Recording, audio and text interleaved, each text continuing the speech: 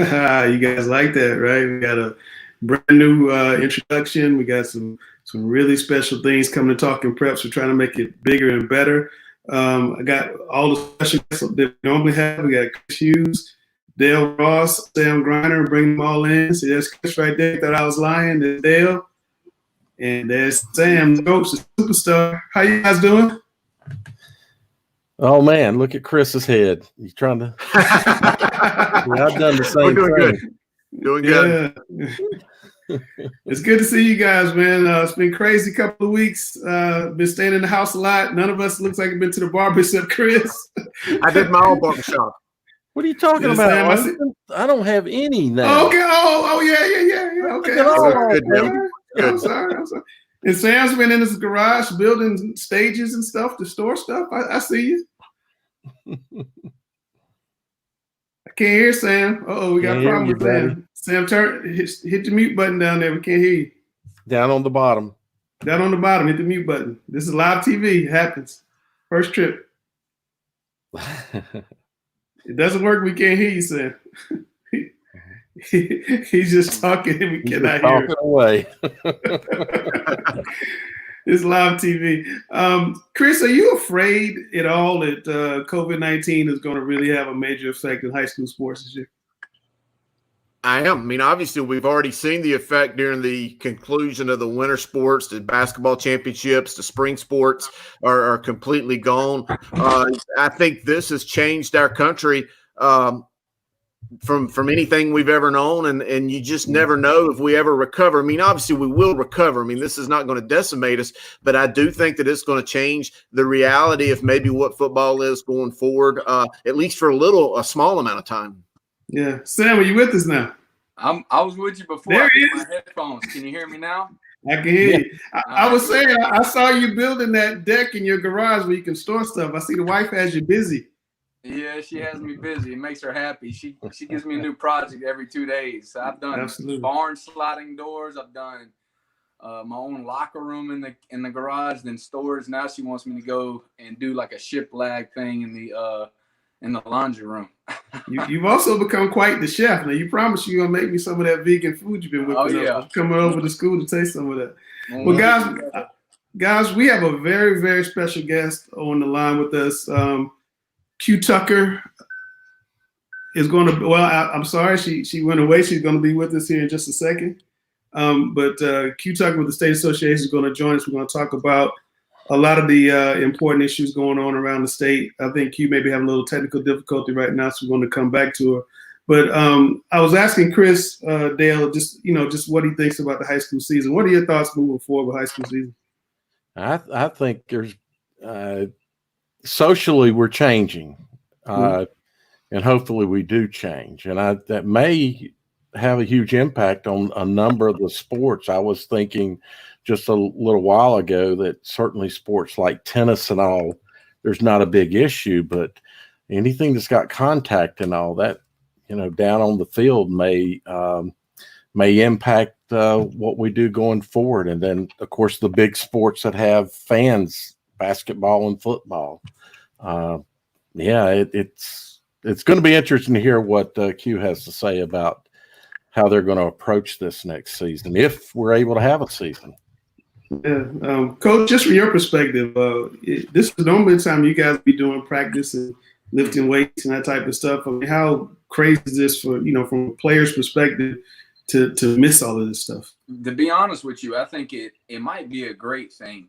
Let me elaborate a little bit about that. The reason why it should be great is I don't think people understand how much time goes into being a football coach. You have workouts, then you have spring football, then you have summer workouts, then you have August, and it just now starting to begin. I think right now they're going to eliminate a lot of that stuff, and it's going to allow people to be with their families, and everybody starts in the same scratch surface in August, and you get football done in a few weeks. Now, I think the quality of the football might drop off a little bit, but I think in the long run, you'll see people appreciate the game more in the time that they put in. I just I've not seen anything like this. I mean, May is normally the big time for spring sports, and playoffs and state championships. I just feel so badly for those kids. I know we talk football and basketball a lot on this show, but Chris, what are your thoughts on the impacts of the people who play baseball and softball and run track and all that stuff and missing prom? I mean, just so many big moments that the class of 2020 especially is missing out on. You know, I'm glad you mentioned the prom because I think this does. I mean, it goes so much further beyond athletics. I mean, sure, we're on a sports stage when we're talking about the sports, but yes, I mean, I think back to my senior year and we're almost 25, 30 years ago. So, I mean, it's different times, but, you know, senior picnics, class trips, you know, different things that they're missing out on that they'll never have those memories for the rest of their lives. So it affects them, affects the senior baseball players. I mean, imagine the young man or lady in softball or baseball that had worked the entire off season to really finally have that breakthrough year and maybe be seen by another college or have an opportunity to go somewhere else. So, I mean, yeah, it's sad. I mean, I hate that it's affected these guys because it's taken away a lot of opportunities. Yeah. Dale, your thoughts there? Yeah, well, I'll just tag on to that. If you think about baseball as an example, a lot of those guys, not a lot, but some of those guys go pro. You know, they get drafted by what is seen out of them this year. And, you know, there might be a pitcher that has really picked himself up from last season, and now he's not going to have an opportunity. I think even more so that the team inspiration that occurs when the guys are together and those potential lifelong relationships that kind of impacts that as well. It's a big deal all the way around for both athletes and just students in general.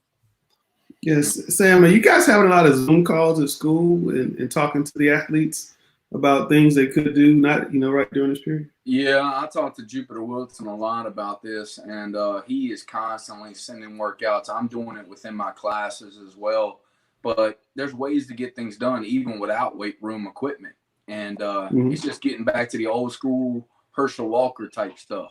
I think he looks pretty good. So if we do things like him, you still can maintain and do what you need to do to get stronger.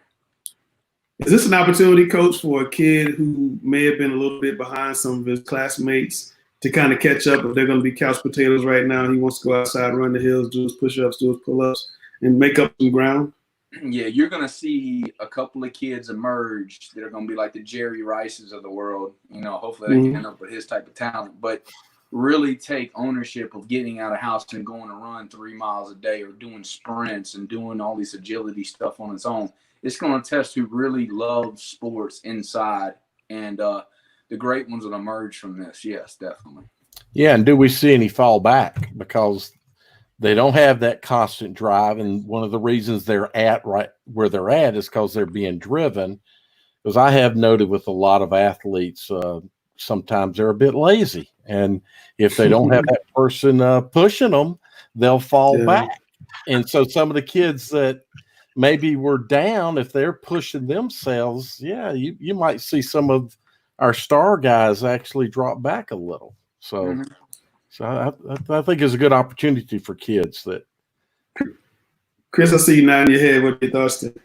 Well, yeah, because, you know, it kind of goes back. And as a coach, we've all seen those signs in locker rooms and on social media. You know, hard work outworks talent that don't work any day. And you've got some guys who have gotten by their whole lives on just superior talent.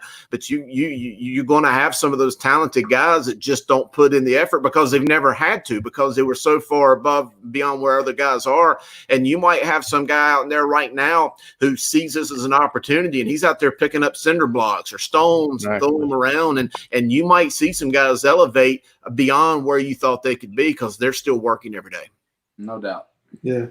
Yeah, I was just thinking, seeing a kid putting a bunch of cinder blocks on a stick and, you know, doing some benching and all, just finding ways. Yeah. That's right. All right, we got Q Tucker back in. I have some trouble with the internet, but Q Tucker is a good friend of mine. I've covered high school sports since 1988. This young lady's done a phenomenal job. Q, you've had more catastrophes, just big big ticket things you had to deal with in your career, any of your predecessors. What's that been like for you? Because every day it just seems like there's something new. Uh-oh. Okay, you got to turn your mic on. Turn your mic on. Hit the button at the bottom. There should be a button that says mute down there. Oh. She might have. It's a mic button down at the bottom. You gotta allow the mic before you even get on. Like you have. Yeah, but it's a dual thing though, both mic and camera. So we're learning. Yeah, we're gonna come back to you while she works it out. We're gonna take you off camera, bring you back. Hey, this is new technology. We got to work. No, it's not new technology. Just brand new stuff we're testing out. It's going to be good. We're going to get it right. We're going to get her. But I really do have her. It's all I really do have her. But Chris, talk about the what Dale was talking about by way on cue, just about getting kids, making a step up for a kid who may have been behind before, and this is his opportunity to catch up. Well, again, it kind of goes back to what I said. You know, guys work hard all the time in the shadows that you never get a chance to see them. And sometimes, you know, they might not be that primary figure on a team. I've seen many times in my career where you had a sophomore or a junior. Sorry, I got a mosquito flying around my ear that is coming through.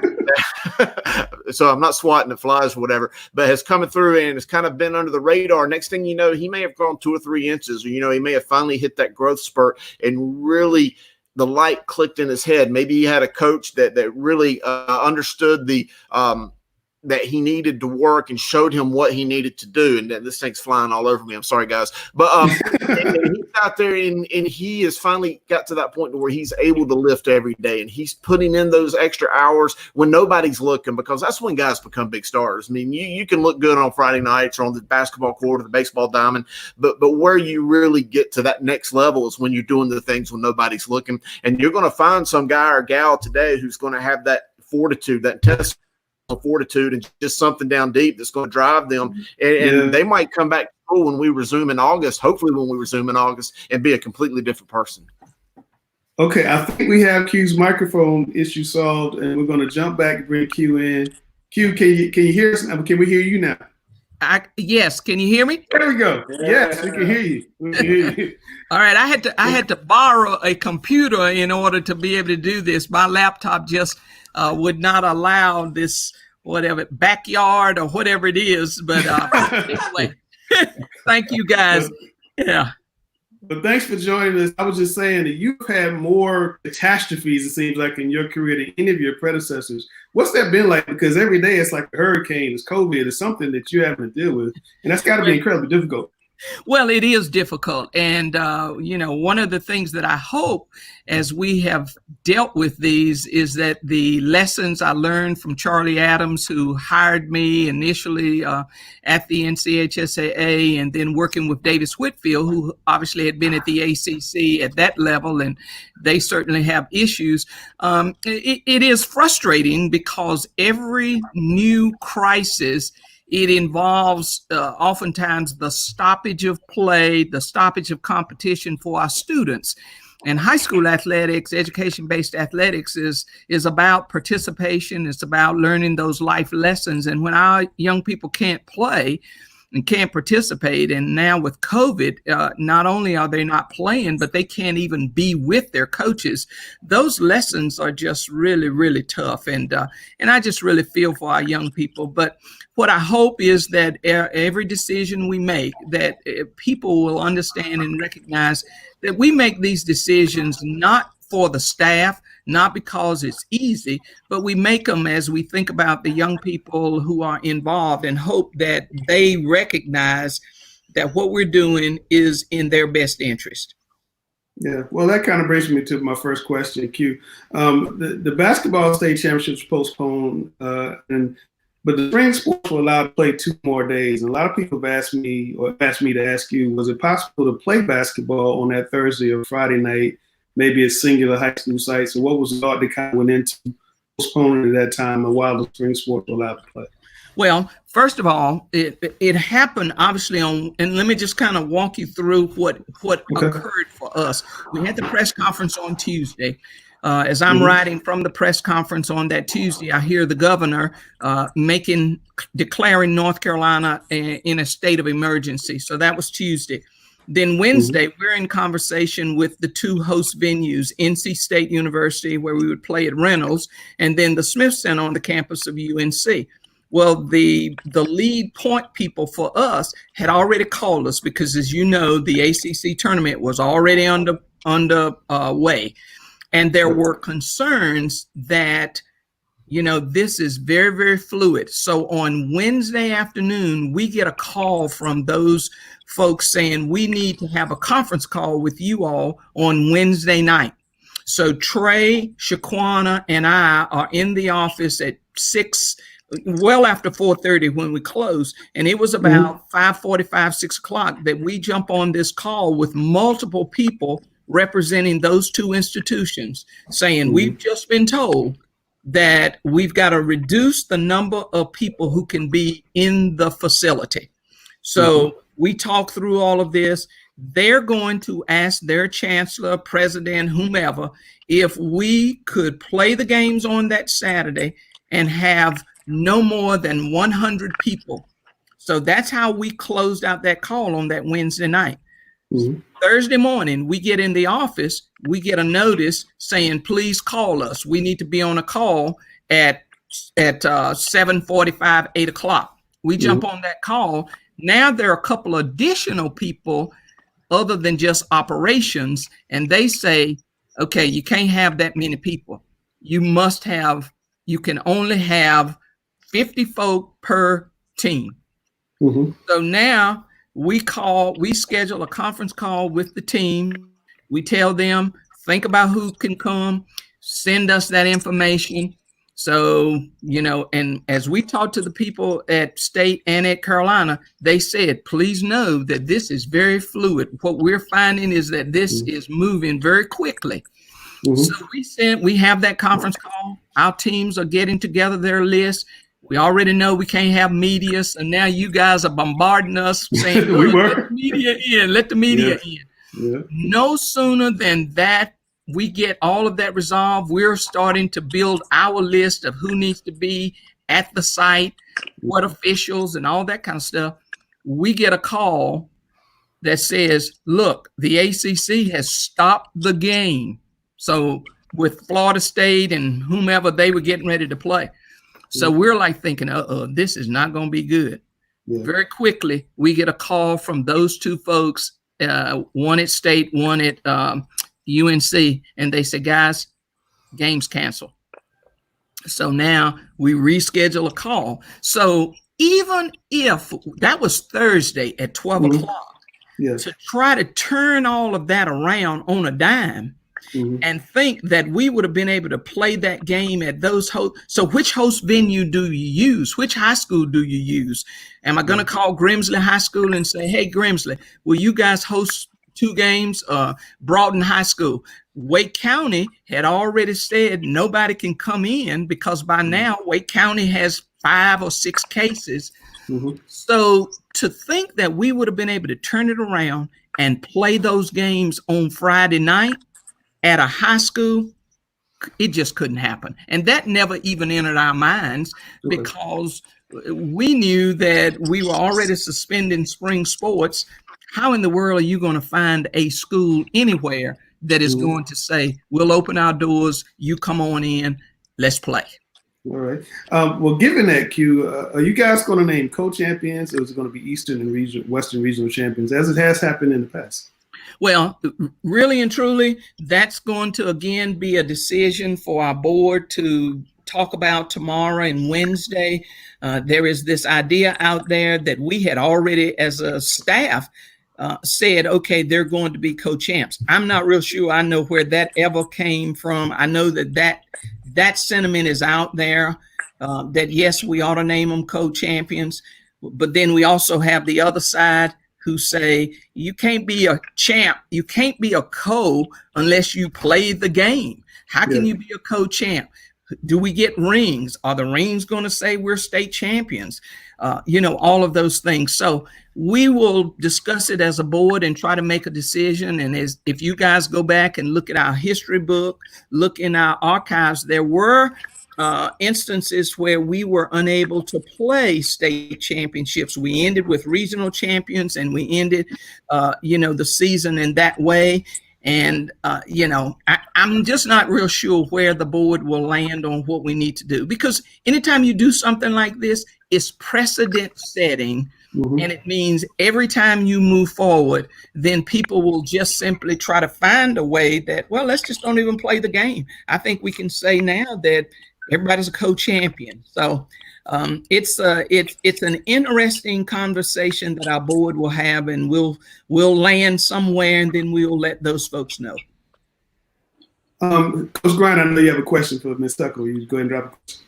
Yeah, I think that you're doing a great job of looking at, the different scenarios. There's going to be naysayers on both sides. There are going to be naysayers if you say co. There's going to be naysayers if you don't name a championship. That's right. It's a very tough situation.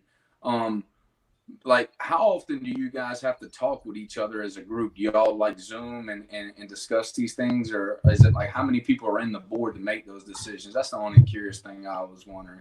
Well, obviously, as a staff, we have there are 18 staff members when you count all of our, even our part-time folk. But then the board is made up of 20 voting members, and we have bylaws that govern how all of that works, the makeup of our board.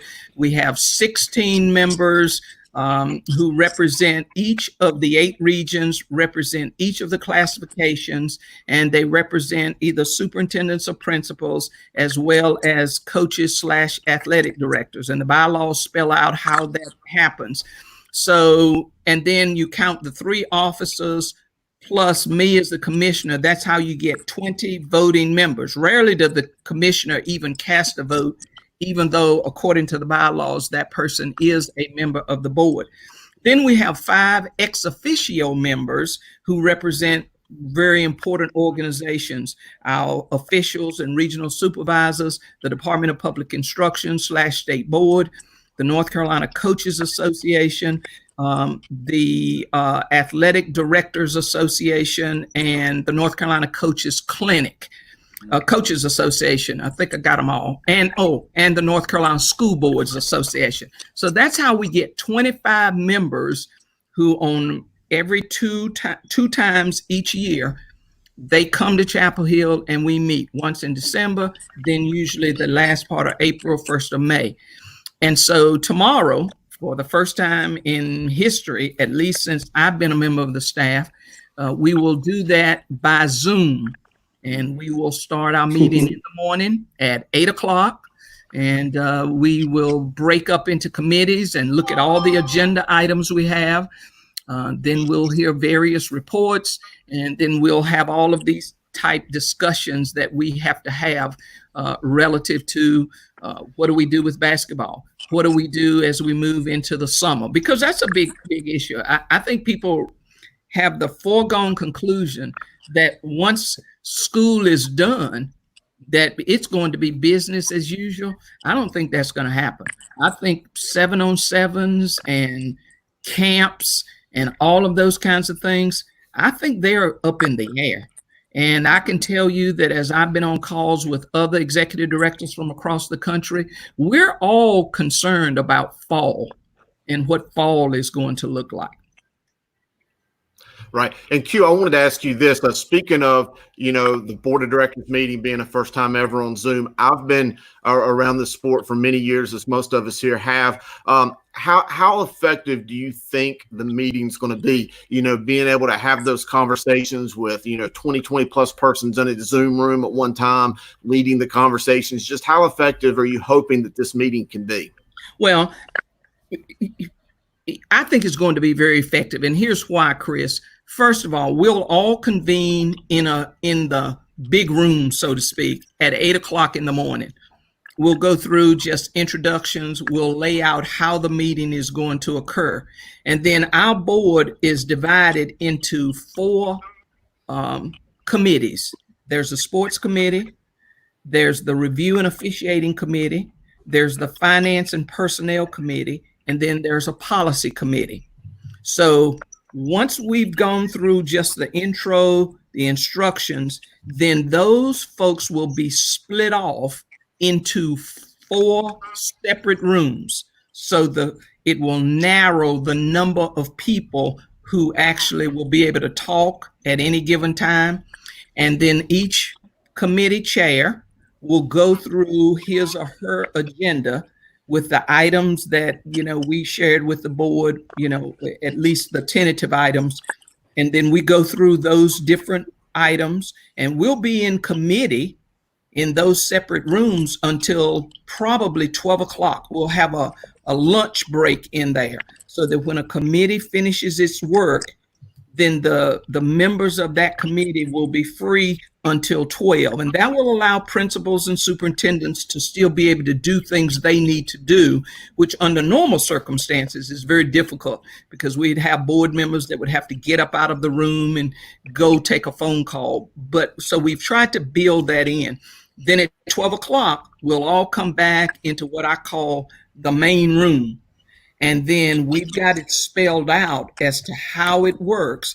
And then each committee, as I said, has a chair, so that as we go through, we'll try to control it that way. So it's new, but I think it's going to be effective. I'll be disappointed if it's not. And we've kind of taken our lead a little bit from the National Federation. They've had their sports committee meetings have gone on through Zoom, and that's how they've worked, by dividing into smaller groups, and it has been very productive. A couple follow-up questions just to that. And I'm glad, before you even mentioned that, your thoughts and your concerns about summer skill development sessions, the 7-on-7s, because I've had some coaches that have thought that, once Governor Cooper releases the restrictions on our state, that it'd be business as usual. Now, I too kind of share your concerns, but just involved with the board, couple quick pointers. Will you allow media to attend? I know we've been typically coming in on that last day as kind of a Q&A session. And more importantly, I've got a question about eligibility. Are you guys working with the state, with the DPI, to how are you going to determine who's eligible and who aren't? Is it going to be a clean slate for everyone? And really, that's my main point moving forward with this. Okay. So, Chris, two questions in one. So first of all, as it relates to the media, obviously the media will not be allowed in the sessions. Obviously, they're never allowed in session when we meet on that first day. And typically the media has been there then on the second day when votes occur and all of that. But just by nature of what we're trying to do, the media will not be allowed in any part of that. And then what our plans are will be that we're trying to have a session whereby the membership will be able to come online in a Zoom meeting. We're still trying to work those particulars out.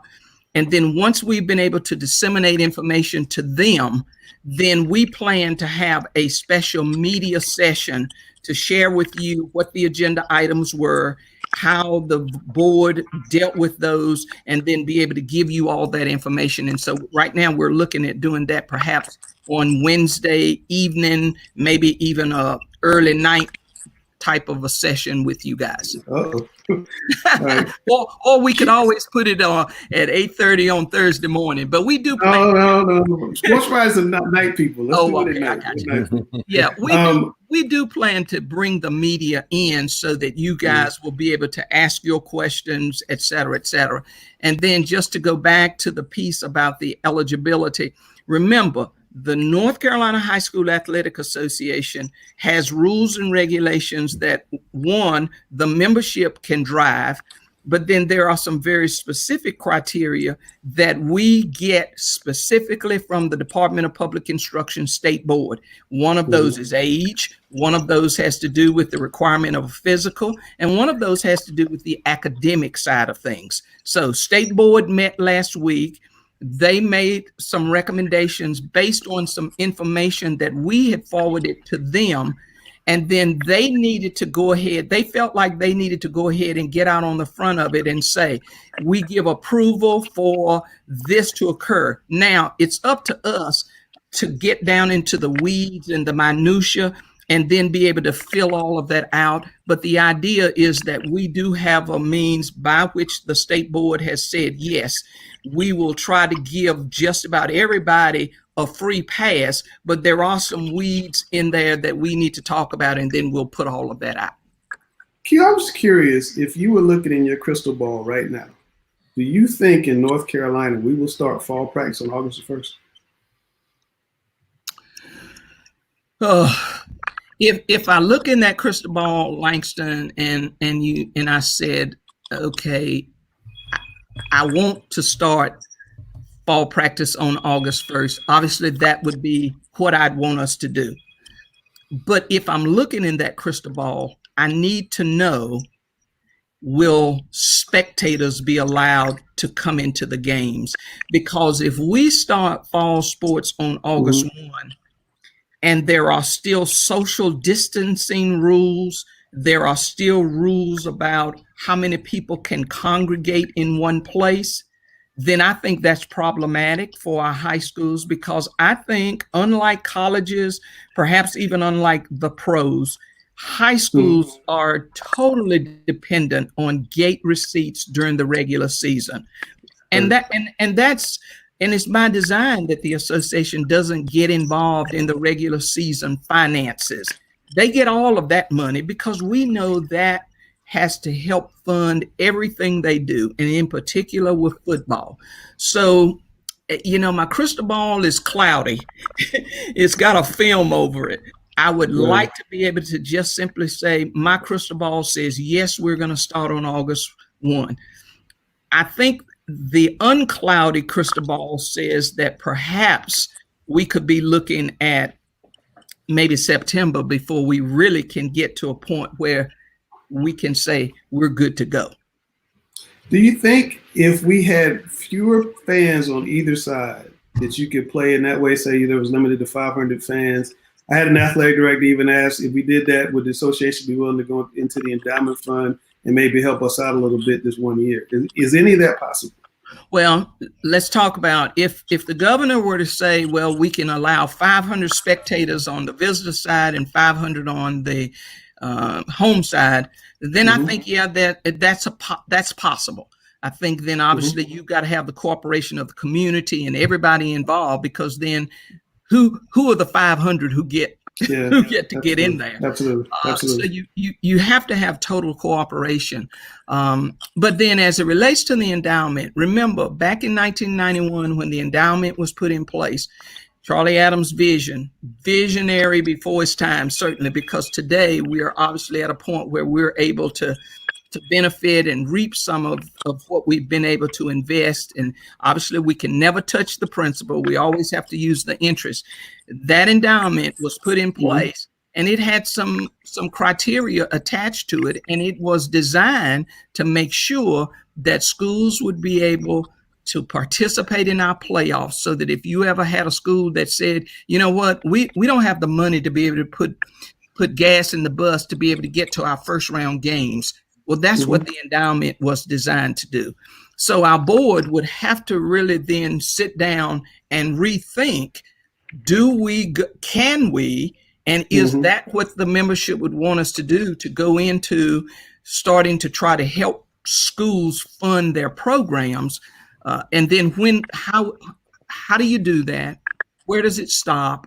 And then, because we haven't even done it even during hurricane, we haven't gone into the endowment to be able to say, we're giving you this money so you can continue to operate. We've been able to help some in those situations where schools were devastated because, maybe the gym floor, they had a leak in the roof and they needed some funding. And then we've been able to ask the schools to help us. And then the board has said, let's match that. But to just go in and say that we're going to take money out of the endowment using that interest to fund our programs, that's a tall order. And I think that's a lot of moving parts that would have to come together. Dale, you pointed out to me something that was going on in another state that they were thinking about doing. Can you run that by Q and let's get our thoughts on that? I think you're probably talking about the question of funding the sports in general. No, we're going to flip-flop fall and spring.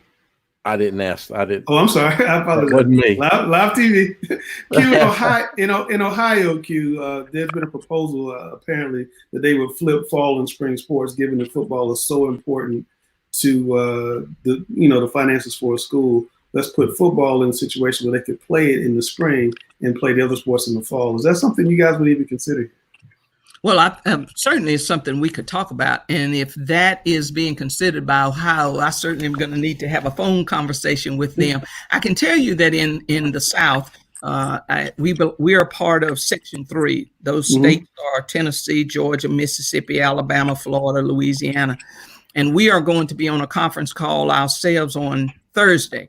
And obviously, one of the things that is on the agenda is coming out of COVID-19. How do we move forward? And I'm sure that will be something that we can talk about. So at this point, I have no idea what that could look like.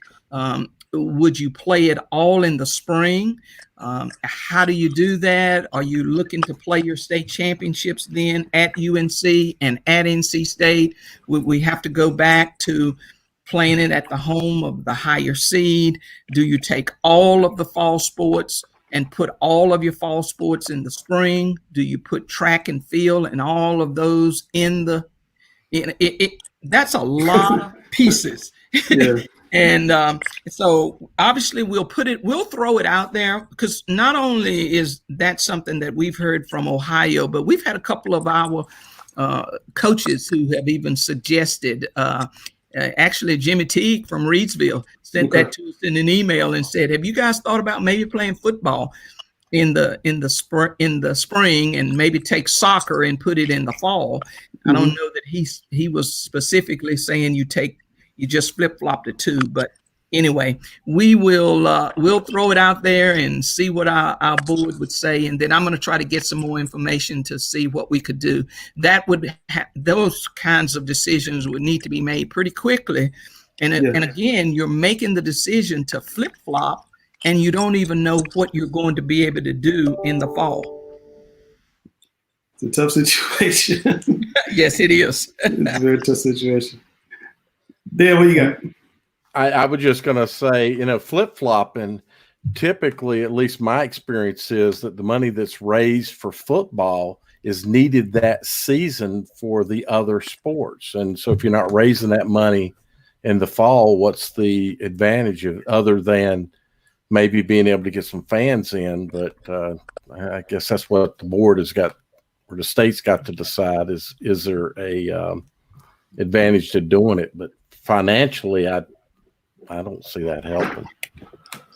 Yeah, these are unusual times and unusual measures. I don't know what the right answers are. And Q, I don't envy your position, because no matter what you decide, people are going to come after you. I really don't. Yeah, you're exactly right. It's a no-win situation, but we'll do the best we can to try to make decisions that are going to be good for the whole. That's all we can do. I had a question concerning. There's multiple aspects to athletics, and of course, one of them that I think a lot of people focus on is kids playing so they can get scholarships. But the bigger thing for me, and I think out of all of this, is the participation, the team camaraderie that gets built. Athletes have a competitive edge. It's a mental thing. And so I'm just wondering if the state is thinking about things they might be able to involve kids in if athletics are maybe not just postponed, but potentially we can't have them. Is that anything that the state is considering to keep these kids involved in some manner?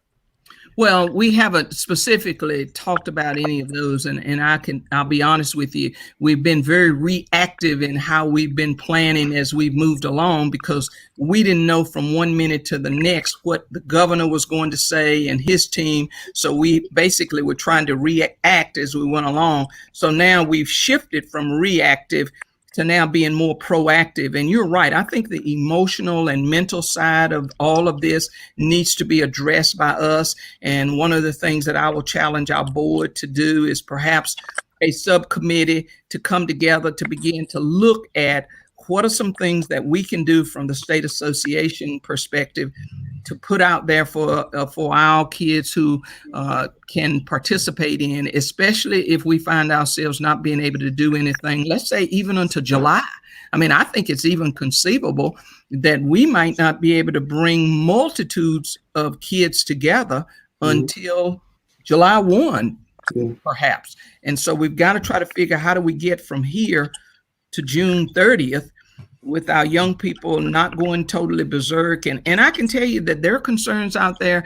I already heard about young people breaking into weight rooms and going out and being destructive out on the fields because they're becoming, what do we say? They've got cabin fever. And that's certainly not what we want them to do. We want them to make good decisions. And yes, this is tough for everybody, but somehow recognize that, you know, being destructive and doing things that would be considered breaking the law, that's not what we want to do. And so I think you have a valid question and certainly something that I think we will talk about and try to address as we move forward. Yeah, I want to add to that. A gentleman that I have a huge amount of respect for, Coach Benny McMurray, he told me we were having lunch one day, and he mentioned to me that he has to be, in addition to being a coach, he has to be a father and a pastor. He's got all these things that he has to do with the kids that he has to deal with. Not all coaches are blessed with kids that are going to go home and do everything that they're supposed to do. He was working with kids that if they weren't there with him, they would be out breaking the law. In fact, he had a kid that had a fine opportunity for college and was going to be in the Shrine Bowl, and he lost all that because of said activities. So that's kind of what I'm thinking is that, you know, can the state look at how they can keep kids involved in things? Because some of these kids, if they're not involved, they're going to be doing exactly what's happening. It's not because it's cabin fever. It's because athletics is pulling them away from that. And now not having that group to be with and a mentor to be over them, they're going to go out and, well, unfortunately do these things. To add what you're saying, Dale, is that, you know, I think a lot of the coaching responsibilities, like you said, they're like father figures to a lot of people, or even a mother figure if there's a woman coach. And the thing is, I think parents are going to step up now since we're all together. Parents are going to take on the role that they normally are supposed to take on when they're not able to, when they're affected by their job. Now everyone's more together, and I think it's the way it's meant to be. And at the end, I think it'll all come out the way it's supposed to, definitely. Sam, but you know as well as I that some of these kids don't have parents that'll do that, right? And Sam, I think you make a great point, is that while maybe they don't have those parents, and where those parents are non-existent, I think the coach who is at the local level has to then maybe take even a more active role than he or she normally would. I was on a conference call this morning with somebody who says that at the end of the day, even with all the decisions we make as a state, a high school association, all of the decisions that the governor makes and that health advisory team makes, the local level is where it has to happen. The boots are on the ground at the local level. You know, those are the people that we will be dependent upon to give us suggestions, and then we try to push it out, you know, from our end. But at the end of the day, local communities have to also provide some opportunities. And once we can congregate in a few with the numbers going up, then hopefully school principals will say, hey, the library is open. Hey, come to the gym. Hey, the weight room is open, and that will involve some more of them. So we've got to get to the point where the rules will allow us to do more. And until we do that, you know, virtual stuff is not going to work anymore. I think we got to have some face-to-face time, and we just need those rules to allow that. Yeah, that's a great point. Q, I want to I don't want to keep you all day. I won't let you go, but I did want to ask you about the spring sports. We've been talking a lot about what's going to happen I wanted you to talk about what didn't happen. Next month, May, will be the big month for the spring sports. Everybody be coming to rally for state championships. The class of 2020 is not having a prom. They're not having state championship in spring sports. You guys had to cut all that off. Do you have any message for those people? I know that hurt you. I know personally that hurts you to do what you do. It really does. And I'm going to try to put together a message and get it out later in the week after we get beyond the board meeting. But one of the things that I would say to young people today is that, yes, you go ahead and, you feel bad. Go ahead and cry because your season was taken away. Go ahead and cry because all of those things that you had looked forward to as a student athlete, they have been taken away. But you cannot take away the relationships you've built. You cannot take away the opportunities you've had, and just use those as a springboard to the next chapter in your life. Life is a journey. It's not a destination. And so don't look at this as though, well, I got to this point and now it's all over.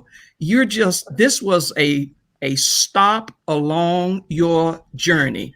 And even though the stop itself was not what you wanted and what anybody wanted for you, now how do you use this to move forward as you continue your journey? And I believe that our senior class of 2020 will rise to the occasion, and some of these young people will go on to do great things. And it will be the result of having been involved in our programs and having overcome this COVID-19 crisis. Well, I must applaud you for what you've done so far. I know it's been very difficult. I want to thank you for coming on to the show. A lot of people wouldn't come on with us in this format, and you had no idea what we were going to ask you. You never even asked what we were going to ask you. So I really appreciate the time, Q, and we'll be talking down the road. Well, thank you guys for doing this and providing information. And I really appreciate the fact that you would call me to try to get the information firsthand, as opposed to trying to hear it from somebody else, but just trying to get it, so to speak, from the horse herself. So thank you very much. That's what you're trying to do. Yeah. You guys have a great rest of the day. Thank you. All right, Q. Take care. Thank you. All right, there you have it, Q Tucker. Sam Brown's going to be back with us. We lost him for a second. Just your reaction to some of the stuff she said. We'll start with Dale, and we get Chris's reaction. What kind of struck you out of that?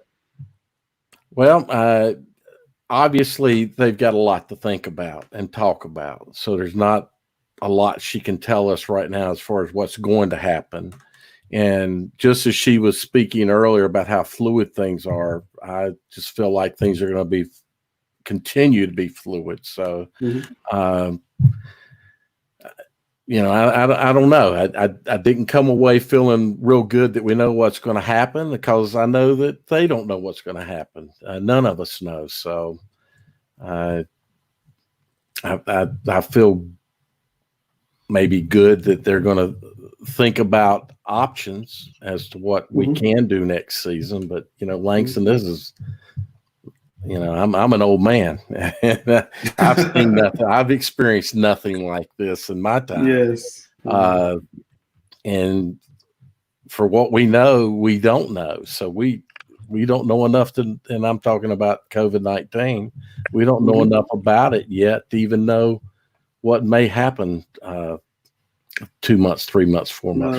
You're 1,000% right. Every day it seems like there's some new news. I mean, now they're saying it's in pollution, and they don't know if it attacks the heart. They just don't know. And every day is another day in what we don't know. Right. Sam, you think that Drake May is the best quarterback you've ever seen. There is potential that Drake May will never play another high school football game because he's going to college in January. Right. So if the season was flip-flop, which would be the craziest thing I've ever heard, but I do hear associations talking about that, he'd be gone. Yeah. So would Will Shipley. What would that be like for a senior high school football player? Would that make you consider, as a coach, saying, "Hey, man, can you just wait another, till June instead of going in January?" I mean, what's that conversation like for a coach? I know Chadwick would have that conversation. Would love to. But to be honest with you, they're gonna do what's best for the kid, and to be honest with you, it's not gonna affect Drake May and Shipley in those regards because they got their blessing. They have scholarships. They're going to go on above their career in college and maybe even to the NFL one day or or some other type of professional football. Just it's going to affect more people that are trying to get into college, get that film that's been working hard. Those are the people that's going to affect the most. And that's the only difficult thing right now. Yeah. Chris, you're the guru. I want to hear your thoughts about Q. I want to hear your thoughts about the upcoming season. I want to hear your thoughts about what could happen. You're the expert. Give us your thoughts. Well, the thing that resonates with me kind of goes back to what Q said in regards to kind of following up from Dale and Sam's question about the coach being the father figure, the mother figure, the inspirational figure, an influential figure in a player's life. And what Q said is that where the rubber still meets the road is at the local level, the high school level. You know, they can make the policies, they can do all they can do given the circumstances at the moment, but it is the coach on the ground. It is the coach who is there interacting with that student every day. We see it in these student Zoom sessions and little clips that they put out on Facebook or Twitter or whatever other social media platform of finding ways to inspire the young men or women given the situation, because again, this is unprecedented situation. This is something we've never experienced before, and I do think it's going to change the landscape of high school athletics and maybe just life in general, maybe education in general. I've already heard it floated that maybe some schools have enjoyed this e-learning such to a point that they may do these flex Fridays every Friday and just have a 4-day school week or something like that. I just think that everything that we're seeing right now is going to change the landscape of sports, of football, of life. And kind of like Dale said, and we've all agreed, we don't know. We don't know what the summer is going to hold. I have my doubts, especially now after hearing it come from Ms. Tucker's mouth that she has concerns about 7-on-7s. And I just think the greatest unknown is that we just have no clue what this virus is going to do. So it's tough times. It's hard to be a prognosticator and say we're going to do this or that, because I don't think any of us know. One thing she did mention, she said the season could push into September. I would assume there'll be some type of condensed schedule, and I'm assuming some of these big games that like Mars Park is playing, Deion Sanders' son in a game, they got to come from Texas. I would assume those things are going to be out the window. Is it possible to condense the season or just have a conference season? Dale, is that possible? Is that something that you think might fly? Well, I think the season's too long, to be honest with you, when we talk about football. I've been an advocate for a while now about not having that endowment game, shortening the season to 10 games. So I maybe this is going to be something that certainly if we go to September, it's going to be 9 or 8. We're going to lose a couple of games anyway, depending on what time in September they go to. And the thing about that, Langston, is that if you listen to the experts, September is going to start pushing close to flu season. And, they're kind of expecting that potentially the two combined is going to be pretty I don't want to say devastating, but everybody's seen the news, so you know what they've said. But just to look at a condensed season, I don't see why we couldn't, and because really we should. I don't like the season. I don't like a 16-game season or 16. That's just too long. Yeah, Chris, you're shaking your head.